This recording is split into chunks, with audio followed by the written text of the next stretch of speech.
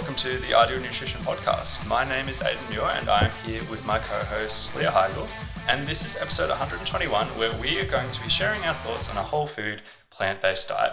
So this is basically a Leah episode. I was choosing which topics. I was like, we haven't done a Leah episode for a while. Leah episode. Let's chuck one in. But no, it's actually a topic that I'm genuinely interested in as well, because it's taking the whole plant-based approach like another step further. And there's some interesting benefits there, and there's also some interesting downsides there. So we'll talk through it. Yeah, so let's talk about what it is. So it's pretty much what it sounds like in regards to a whole food plant-based diet. So it limits or excludes, depending on which route you take, animal products. So it usually is a vegan diet. And it also looks at reducing and limiting processed food. So that's kind of like the whole food portion of it. There are lots of different variations of a whole food plant-based diet. One that is particularly popular, specifically in the space that I work in, is the whole food plant-based no oil. Yeah. What a name. Yeah. And that does take it a couple of steps further, where it takes that kind of initial philosophy of eating predominantly whole foods that are plant-based, and then also adds in the exclusion of oils, as well as eating any other kind of even minimally processed higher fat foods like nuts, seeds, and avocado. So it takes this concept of energy density and basically excludes anything that is like too energy dense. There are, like I said, so many variations, but I think something to note is that they do all prioritize minimizing or even completely eliminating refined sugars, flours, and processed oils. I love how the acronym, when you write it, because we've got our notes in front of us and like this is written down, the acronym is WFPBNO. And they're all like single, like they're all like whole foods, plant-based, no oil. Like it takes the same to say it as it does to do the acronym. Yeah, the acronym's easier to write, but it's no easier to say. Yeah. So it's hard to reference research on this topic for a few reasons. One is that you can find a lot of research going through the benefits of adding more plant-based foods and focusing on minimally processed foods and how that could be beneficial for health just in general. I think it would be overkill and redundant to basically spend heaps of time going through that. And because I want to try and keep things a little bit interesting, I'm just going to go through one study to talk about the benefits and everything like that, and then we'll kind of come back and go through pros and cons. And so the main study that I think is interesting and a lot of people talk about is called the Broad study. And it was a whole foods plant-based diet, randomized control trial with 65 people. They had to have above a BMI of 25 to be included, and they also had to have a comorbidity like diabetes, hypertension, high cholesterol, or heart disease. So that way they'd be looking at weight loss, obviously, and they'd also be looking at some secondary health improvement as well, or multiple secondary health improvements. Of the 32 in the intervention group, 23 people completed the study. I always like to add that when talking about any form of restrictive approach, because if we only looked at the 23 who completed the study, we might get an unfair representation. Taking this study out of the example, if 100 people were in an intention to treat group and only 20 people completed it, it would kind of be unfair to just look at the 20 people, because it's like, what about the other 80 that kind of failed? It's a bit of like survivorship bias kind of thing. Not as relevant here, but still worth mentioning.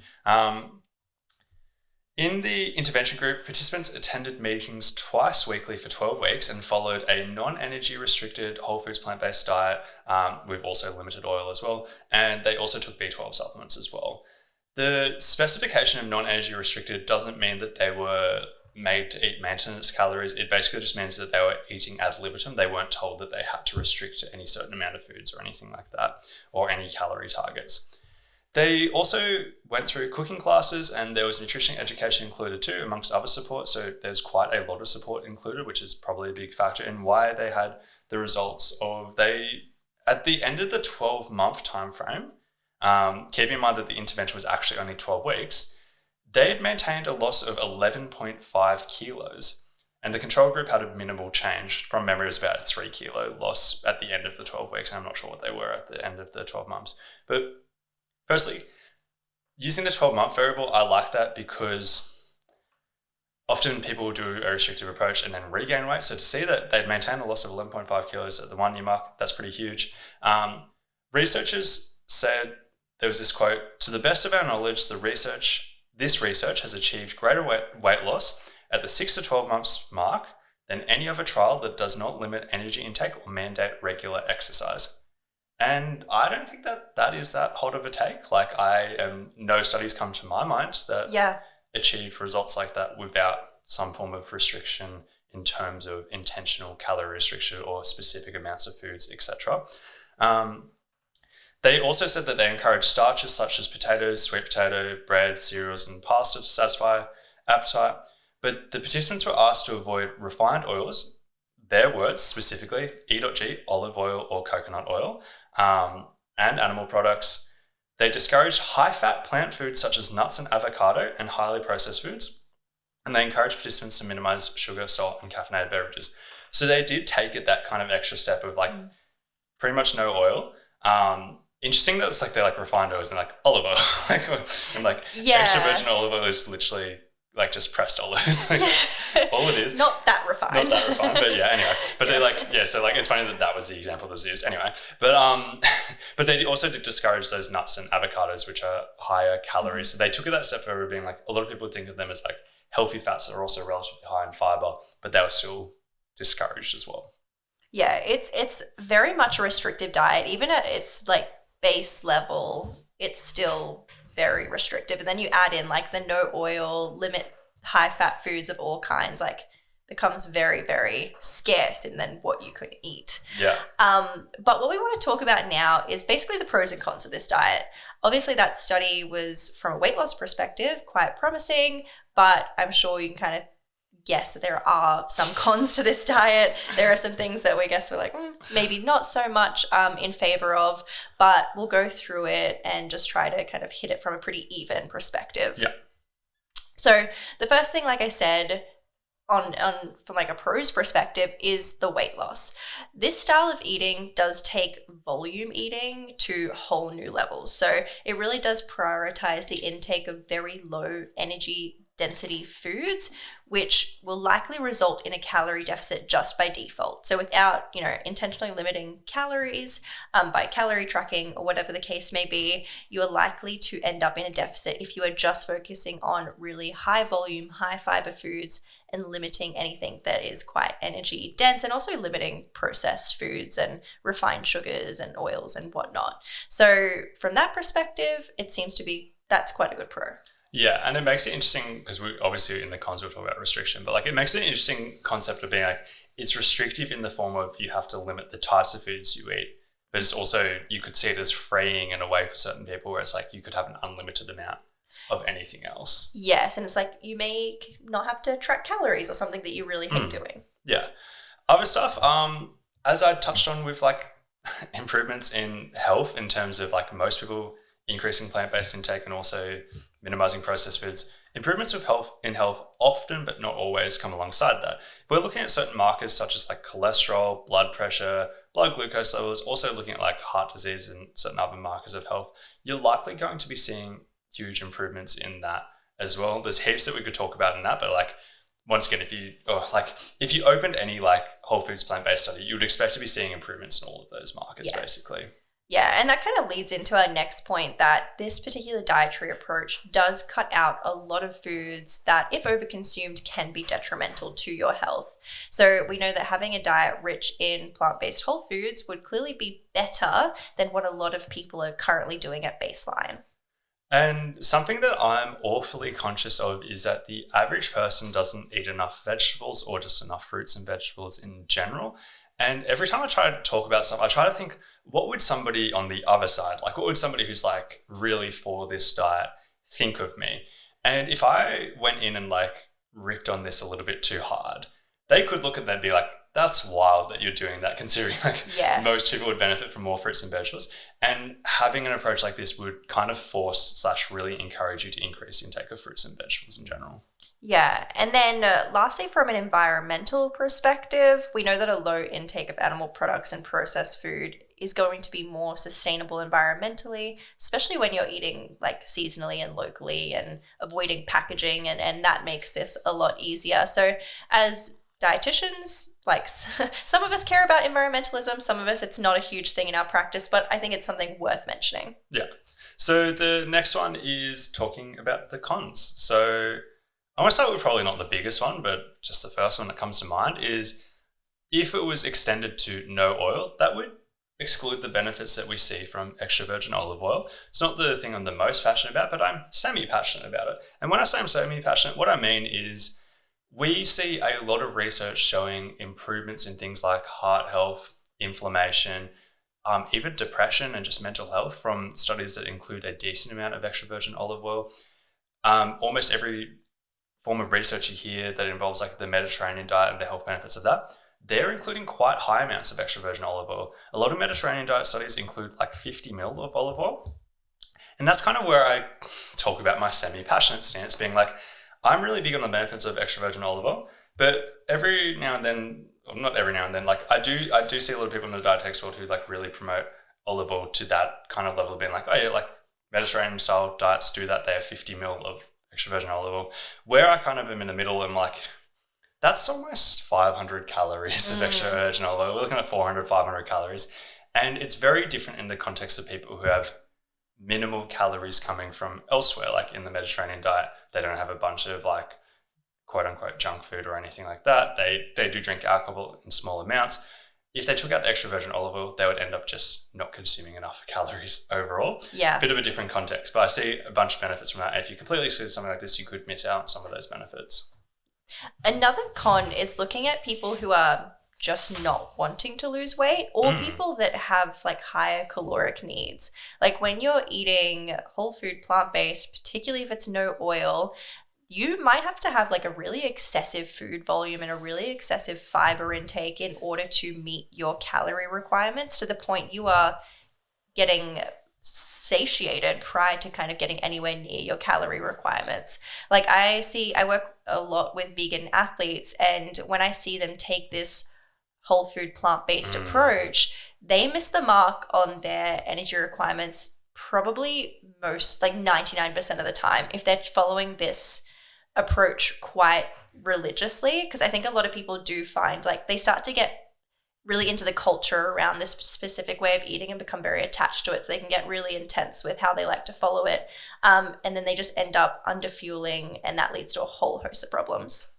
And that study, the broad study that I was talking about, it's kind of set up in a way that really sets the diet up for a bit more success, because one, BMI was above a certain level. So they made sure everyone who started the study had weight that they could justifiably lose over that 12 weeks. There was nobody who was like in a situation where they were already quite lean.